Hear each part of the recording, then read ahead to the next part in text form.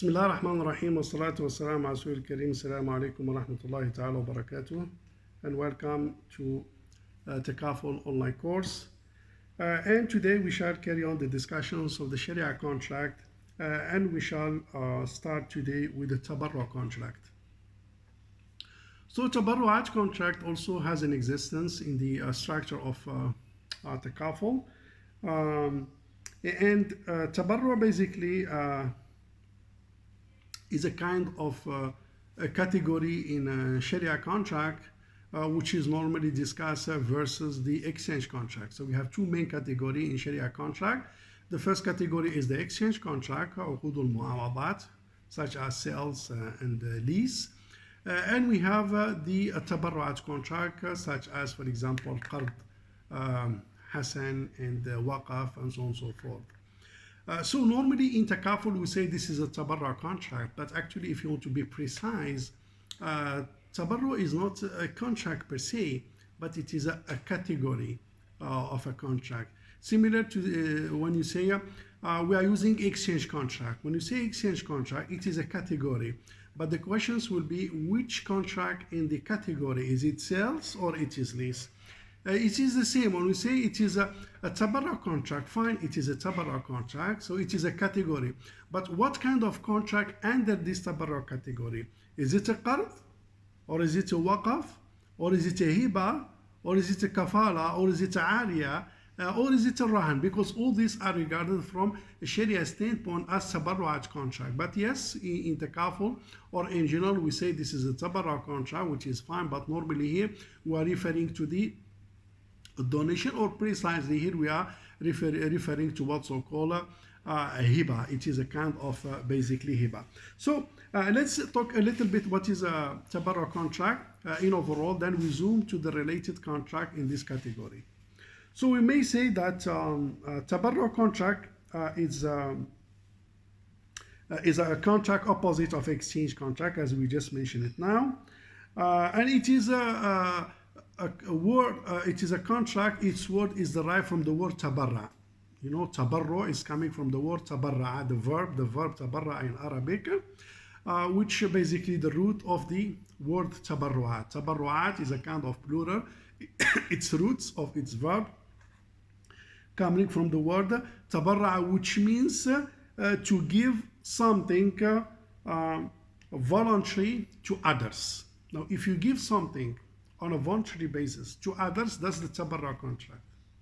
And this one, it could be in a qard, in a form of qard, it could be in a form of waqf, it could be in a form of gift, it could be in a form of hiba. So as I mentioned, it is a category. So as long as you give something to someone else voluntary, without compensation, without return, without a fee, without a ju'ala, basically without consideration, so we are talking about a category of tabarru'at or tabarru. Now again, if the person gives some things, assets or benefit to others, individuals or group or company, in the present or in the future, without considerations, without compensations, we say that the person is making a tabarru. As you can see, it is very broad concept, and it is very broad category. Now the types of contract in this category are as follow. Number one, we have a hiba contract, it is a tabarru. We have a waqf contract, it is a tabarru. We have a qard hasan, which is tabarru. These three are more related to takaful, but we have other contract as well under the category of tabarru, such as hawala. Hawala is a form of tabarru. Ibra contract is a form of tabarru.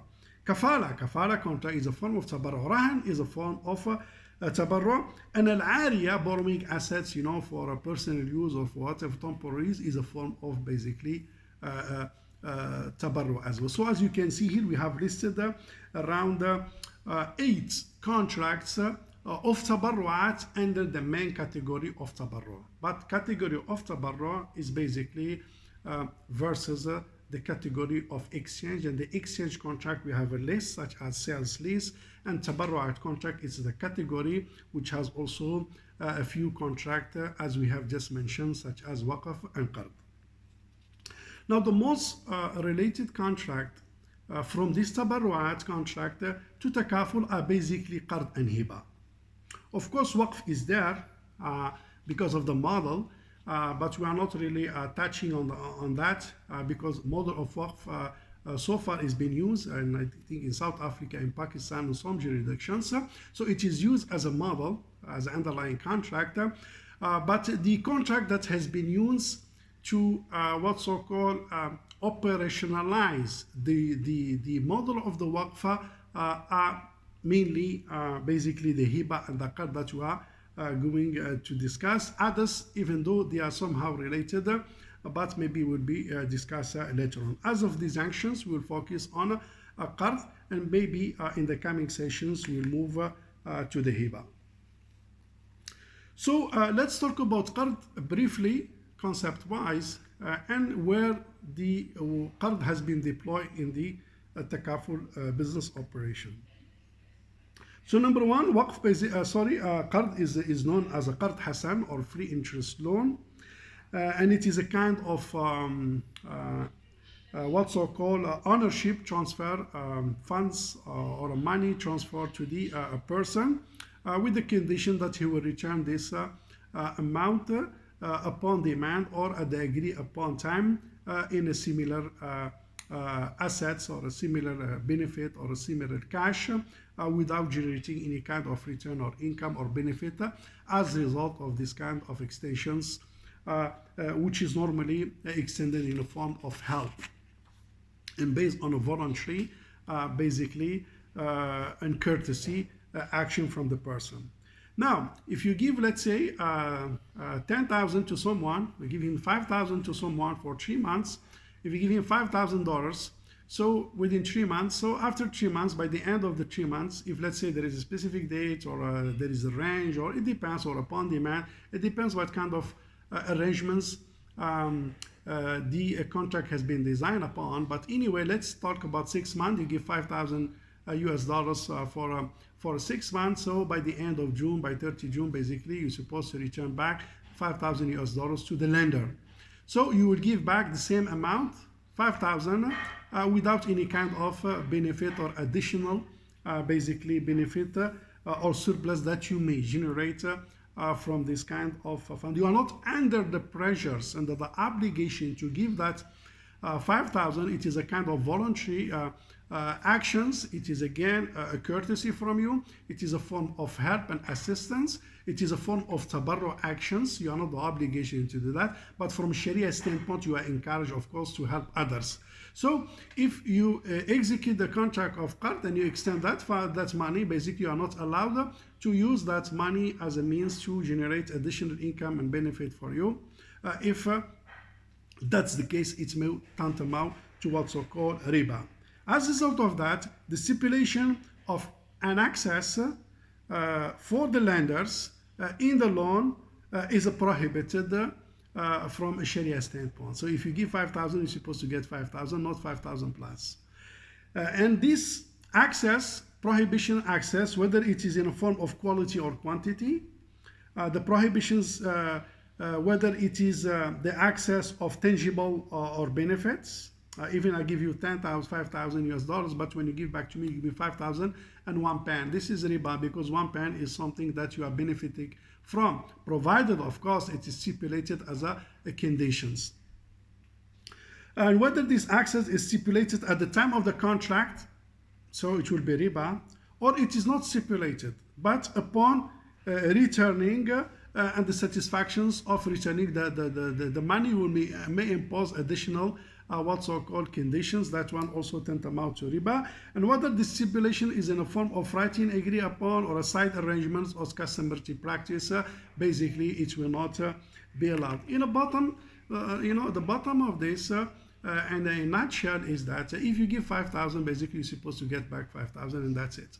So you cannot use or you cannot put the conditions or you stipulate a clause that upon returning the money of 5,000, you get any kind of benefit in a form of assets, in a form of benefits, tangible, non-tangible, in a form of basically a benefit, provided this access over and above the 5,000 in a form of tangible or otherwise is stipulated upfront by the lender and imposed on the borrower. That's the riba. But in the case, of course, where no such stipulations imposed, but as a courtesy, as an expression of thanks and appreciations by the borrower want to compensate you in a different ways and appreciation for your help, and he may give more than 5,000. It's okay. He may give you a pen for fun. He may give you treat you a lunch or a drink, or give you a kind of a benefit in a form of a tangible asset or benefits. All these are acceptable from Sharia and no issue on that. Not only accepted by the Sharia, but actually it's encouraged by Sharia that the person who is the borrower that receives some help should express his appreciation and thanks in a different form to the person who has have helped him. Provided, now the issue here in a card is that those additions and access and over and above the principle is imposed, number one, by the lender, and number two, as a preconditions to exercise and credit and proceed with the card. That's the prohibitions, but in case of any kind of return has been expressed or given by the borrower as a courtesy, as a thanks, as an appreciation, without being enforced to do so, that basically is welcome and encouraged by Sharia. So this kind of Qard Hasan, briefly as discussed, we may see it in the Takaful structure. And normally we will see it when the risk fund is in a deficit. Risk fund is in deficit. Basically here, the regulations, the law, the requirements, the practice is that the shareholders will inject some kind of funds in order to overcome the deficits of the risk fund and maintain the business operations ongoing without any kind of disturbance. Of course, this money that has been injected by the shareholders is given in a form of Qard Hasan, basically to rescue the risk fund, to maintain the sustainability of the funds and to maintain the business operation of the Takaful operator. But in the future, this Qard will be recovered by the shareholders when, of course, based on the recommendations of the actuaries, normally the one that will give the recommendations and the appropriate time to recover that kind of Qard is the actuaries that want to look basically after the healthiness of the risk fund and do kind of projections, you know, on the status of the fund and projections of the future claims and the projections of future profit and so on and so forth, and see when is the right time basically to give back the Qard Hasan to the shareholders. So that's basically the practice of the Qard Hasan. It could be observed in Takaful. Of course, in a small scales, it could be some here and there in the business operation, but is in a large scale. So basically, it is upon the deficit of the risk fund, we'll see the emerge of the Qard Hasan by the shareholders. I think that's the overall descriptions and the applications of Qard Hasan. With that, thank you very much, and see you inshallah in the coming session with additional contract. Wassalamu alaikum wa rahmatullahi ta'ala wa barakatuh.